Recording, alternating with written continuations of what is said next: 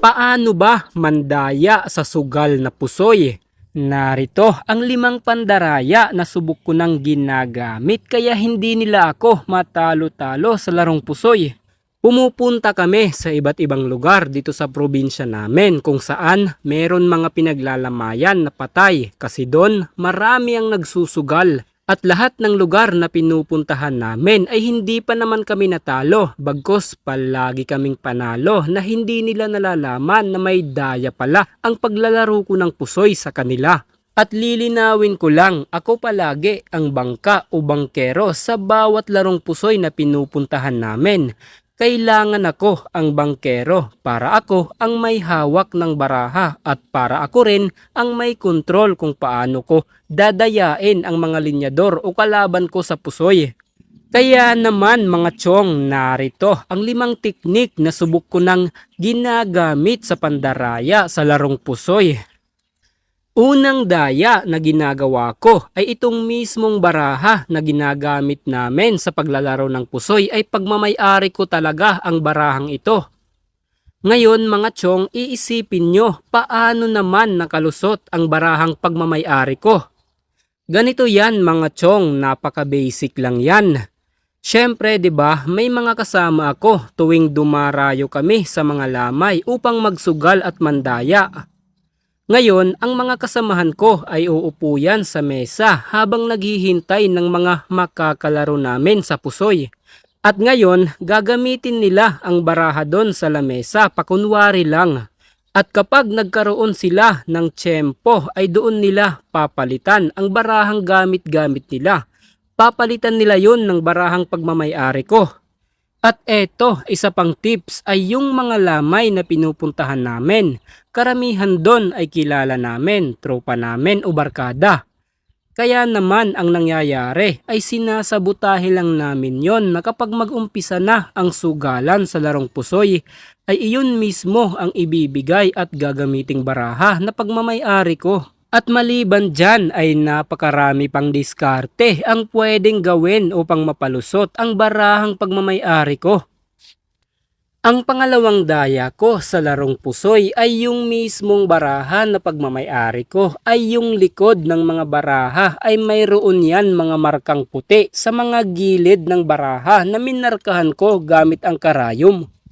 Ang mga markang puti ay maliliit lang.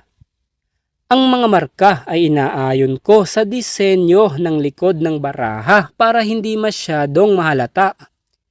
Ngayon, ang mga marka ay magiging palatandaan ko upang malaman at mabasa ko kung ano ang baraha ng kalaban at nang sa ganon ay makapanlamang ako sa kanila sa laro. Ang pangatlong daya na ginagawa ko sa larong pusoy ay ang estilo kung paano ko babalasahin ang baraha.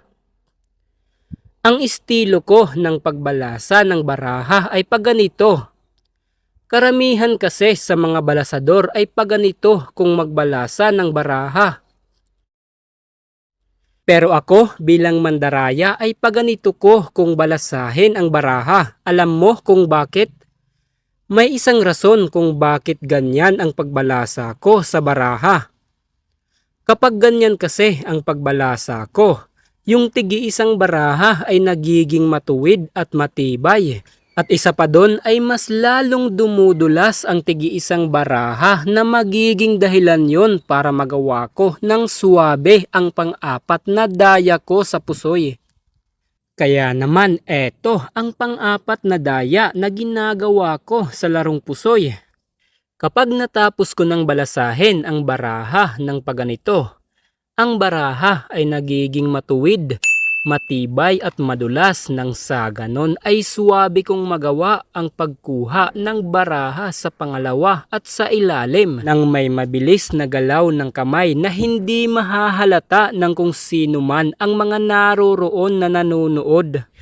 Ang ganitong daya ay pinagpraktisan ko to ng halos 1 buwan nang sa ganon ay mamaster ko ang pagkuha sa pangalawa at sa ilalim ng hindi halatado habang ibinabahagi ko ang mga baraha sa mga linyador o kalaban ko. At ngayon, iisipin mo, bakit ko naman kukunin ang pangalawa at ilalim? Ganito yan mga chong, kung naaalala mo ang pangalawang daya na minarkahan ko ang lahat ng baraha gamit ang karayom. Ngayon, dahil sa mga marka ay alam ko lahat kung ano ang mga baraha kahit nakatiklop pa ito. Ngayon, ganito ang mangyayari. Kapag nakita ko ang ibabaw na tres ito at yung pangalawa ay alas, syempre yung pangalawa o yung alas yung kukunin ko at yung tres sa ibabaw ay ibibigay ko sa isang linyador o kalaban hanggang sa matapos ko na lahat ibahagi ang baraha. Ang resulta, nasa akin lahat ng panalo o nasa akin lahat ng alas. Pero tandaan mo, hindi ko palagi ginagawa to. Kasi baka mapaghalataan ng mga kalaban na palaging maganda ang baraha ko at baka maisip pa nila na dinadaya ko sila. Syempre, nagpapatalo din ako minsan sa deal ng laro. At isa pang kaalaman mga chong, mas paborito kong gawin ang pagkuha ng baraha sa pangalawa at sa ilalim kapag nag-uusap-usap ang mga linyador ko nang sa ganon ay hindi mapunta ang focus nila sa pagbabahagi ko ng tigi-isang baraha sa kanila. Kaya minsan ang ginagawa ko o ginagawa ng mga kasamahan ko ay nag-o-open sila ng pag-uusap-usap habang binabahagi ko ang tigi-isang baraha para mawala ang kanilang focus sa pagbabahagi ko ng baraha. Nang sa ganon ay para hindi nila mapaghalataan masyado ang pagkuha ko ng baraha sa pangalawa at sa ilalim. At ngayon, pumunta na tayo sa panglima na pandaraya na ginagawa ko sa larong pusoy. Eto yun mga chong, kapag natapos nang magkamada ng baraha ang mga linyador o kalaban ko, ay pakunwari ko itong iibabawan ang kanilang baraha ng taya nila na sinyales na hindi na nila pwedeng baguhin pa ang kanilang pagkamada sa baraha. Pero ang totoong pakay ko talaga ay pasimpleng sipatin ang ulo ng kanilang baraha. Sinisimplihan kong sipatin ang mga markang ginuhit ko nang sa ganon ay malaman ko ang baraha nila at nang malamangan ko sila sa pagkamada ng aking baraha. At ngayon, tapos na akong magkamada sa baraha ko. Binuksan ko na lahat ang baraha ng mga linyador o kalaban ko. Ang nangyari, nasa akin lahat ng panalo.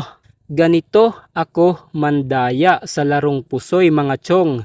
4 na taon na ang nakalipas. Pero ngayon, hindi ko na ginagawa. Bakit kaya? So ayan mga chong, ganyan ang step by step kung paano mandaya sa sugal na pusoy. Paalala lang, ang videong ito ay magiging gabay lang sa inyo para hindi kayo madaya dyan sa mga lugar nyo o kung saan lupalop kayo ng mundo nakatira. Huwag na huwag nyo ito gagayahin o gagawin kasi baka ito ang mangyari sa inyo.